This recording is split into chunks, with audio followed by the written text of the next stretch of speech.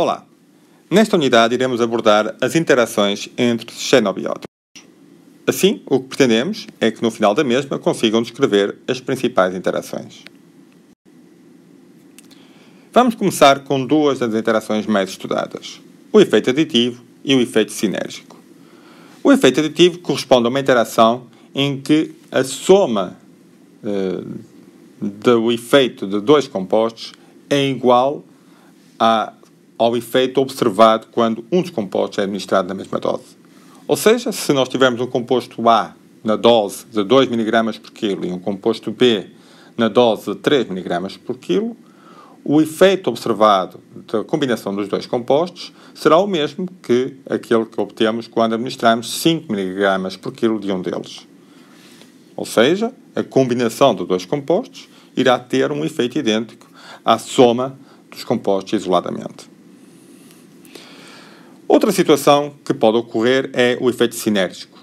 O efeito sinérgico é, no entanto, um efeito muito mais perigoso quando falamos de toxicidade. Aquilo que acontece é que, da combinação dos dois compostos, não vamos ter o efeito aditivo, mas um efeito superior àquilo que seria de esperar pela soma dos efeitos de cada um dos compostos. Este efeito sinérgico, por exemplo, ocorre quando estamos na presença de etanol e tetracloreto de carbono. O etanol vai aumentar o metabolismo do tetracloreto de carbono e, sendo que o tetracloreto de carbono é tóxico, essencialmente, ou é hepatotóxico por um processo de bioativação, vamos ter, então, aqui um efeito superior àquilo que ocorreria se o tetracloreto de carbono fosse administrado isoladamente. Temos, então, que, nesta circunstância, há um efeito sinérgico.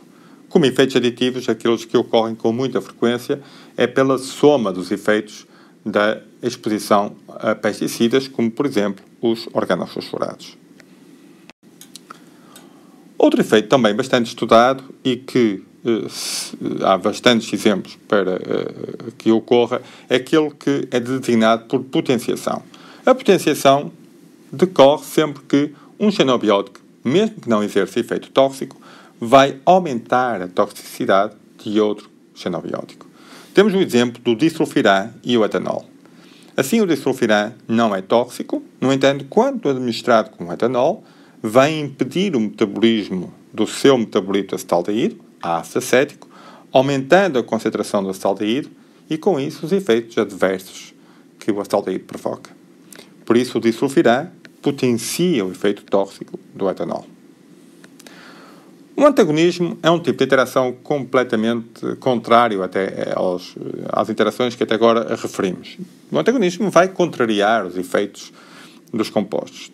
Ele pode ocorrer em termos funcionais, químicos, disposicional ou de receptor. O funcional é quando temos dois xenobióticos com efeitos opostos, como acontece com os barbitúricos, que são depressores cardiovasculares, e a adrenalina, que são excitadores a esse nível.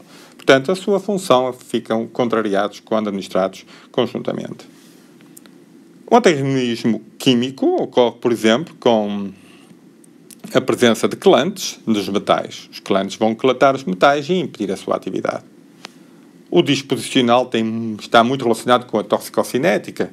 Teremos nesta circunstância um processo metabólico em que um inibidor do citocromo P450, que é o piperonil butóxico, vai impedir a bioativação do paratião e os seus efeitos. Ou então temos receptor. A naloxona, neste caso, vai impedir a ação da morfina nos seus receptores. O antagonismo é, assim, um tipo de interação em que se reduz a atividade biológica dos xenobióticos. Podemos verificar todos estes tipos de efeitos neste tipo de gráfico. Este gráfico tenta, de certa forma, associar os compostos A e B, quando combinados, com os efeitos que se podem observar, que neste caso são determinados pela dose eficaz 50%.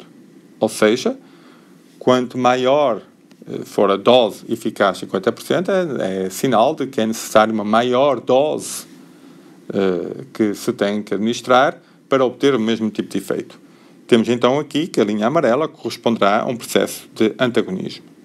Já, por outro lado, a linha roxa terá um efeito, pode ser de aditivo ou de potenciação, porque na realidade, sinérgico ou de potenciação, porque na realidade nós necessitamos dar uma dose inferior para ter o mesmo efeito em 50% da população.